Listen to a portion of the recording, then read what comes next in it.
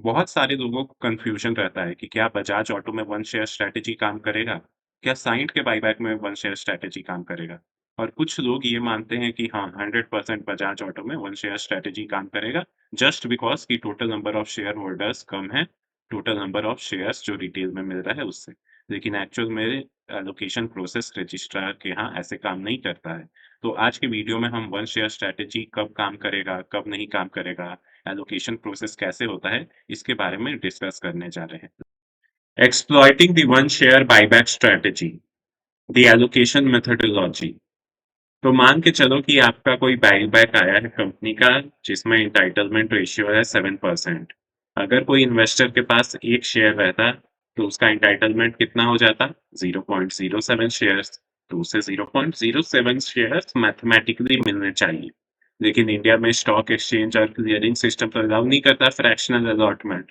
तो रजिस्ट्रार को क्या करना पड़ता है? एक राउंडिंग मेथड अपनाना पड़ता है। तो the three rules of allocation.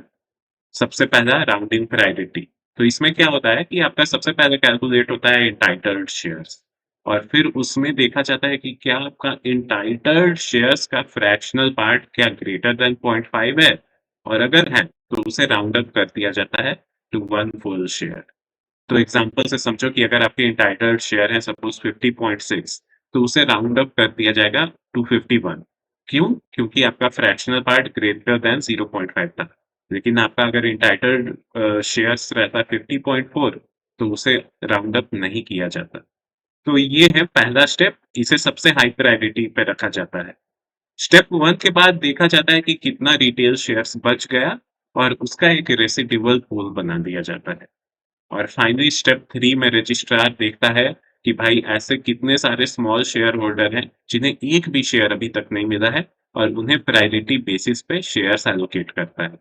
आगे एग्जांपल देखते हैं, उससे और ये पिक्चर स्पष्ट होगा।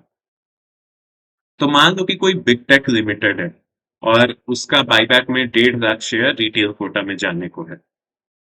3 इन्वेस्टर हैं, अर्जुन, प्रिया, सुमित, और एंटाइटलमेंट रेशियो है 12%। अर्जुन के पास 100 शेयर है जबकि प्रिया के पास 5 शेयर और सुमित के पास 1 शेयर। तो इनका थ्योरेटिकल एंटाइटलमेंट बन रहा है 12, 0.6 और 0.12 का। तो अर्जुन का तो 12 शेयर गारंटीड है, लेकिन प्रिया का जो है फ्रैक्शनल एंटाइटलमेंट ग्रेटर देन 0.5 है और सुमित का फ्रैक्शनल एंटाइटलमेंट लेस देन 0.5। तो फेज वन में क्या होगा? अर्जुन का तो 12 मिलने का था, 12 मिलेगा। प्रिया का राउंड अप हो जाएगा टू वन शेयर और सुमित का राउंडेड डाउन हो जाएगा टू 0 शेयर्स। अब मान के चलो कि फेज वन के बाद 1,35,000 शेयर जो है एलोकेट हो गया, तो बचा कितना रेसिड्यूअल पूल? 15,000 शेयर का। अब फेज टू में आ जाते हैं, क्लियरिंग वन शेयर होल्डर्स। तो यहाँ पे आपका रजिस्ट्रार ध्यान देता है कि कितने सारे ऐसे लोग हैं जिन्होंने वैलिड बिड सबमिट किया था लेकिन अभी एक भी शेयर एलोकेट नहीं किया है उन्हें। तो उन लोगों को चुन के वन शेयर एलोकेट किया जाता है, और ये होता है हमारा वन शेयर एलोकेशन मेथड, जिसे लोग समझते हैं। लोगों को ये नहीं पता है कि स्टेप वन मतलब राउंडिंग अप जो प्रोसेस है उसे पहले प्रायोरिटी दिया जाता है देन वन शेयर होल्डर्स से। तो अब ऑल्दो सुमित जो है उसने एक ही शेयर लगाया लेकिन उसका 100% एक्सेप्टेंस हो गया जबकि बाकी लोगों का कम एक्सेप्टेंस हुआ, और इसी को हम वन शेयर स्ट्रेटेजी के नाम से जानते हैं। तो आज का वीडियो का मेन क्वेश्चन है कि जब हम कैजुअली कह देते हैं कि बजाज ऑटो में वन शेयर स्ट्रेटेजी 100% काम करेगा, तो क्या ये सही स्टेटमेंट है? तो जवाब है नहीं। क्यों नहीं?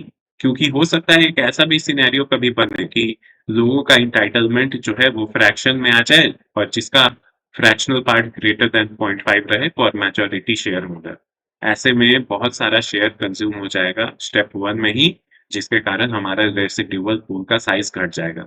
अब जिन लोगों ने भी एक शेयर खरीद के रखे थे उन्हें आखिरकार शेयर्स तो एलोकेट होने हैं रेसिड्यूअल पूल से ही, और ऐसे बहुत सारे शेयर होल्डर हो सकते हैं जिन्हें एक शेयर रखने के बाद भी शेयर्स नहीं मिले। ये सिनेरियो लेस लाइकली होता है, लेकिन कभी-कभी ये हो भी जाता है। जैसे एग्जांपल दूँ तो बजाज ऑटो के 2024 बायबैक में मैंने देखा कि बहुत सारे लोग कमेंट कर रहे थे कि उन्हें एक शेयर रखने के बावजूद उनका शेयर एक्सेप्ट नहीं हुआ। लेकिन बजाज ऑटो 2024 में भी total number of share holder जो थे वो कम थे compare to total number of retail shares bought back by company. तो इसीलिए ये कहना कि 100% वन शेयर स्ट्रैटेजी काम करेगा, अपने आप में गलत स्टेटमेंट है। जब भी कोई मेरे से इसके बारे में पूछता है, मैं कमेंट बॉक्स में ये कह सकता हूँ कि हाँ, it is very likely that it will work, but it is not guaranteed. तो ये है सही स्टेटमेंट। तो उम्मीद है आप आज का वीडियो आपको पसंद आया होगा और आपके जो कन्फ्यूजन है वो क्लियर हुए होंगे इस वीडियो से। Thank you for watching the video. Do like, share and subscribe.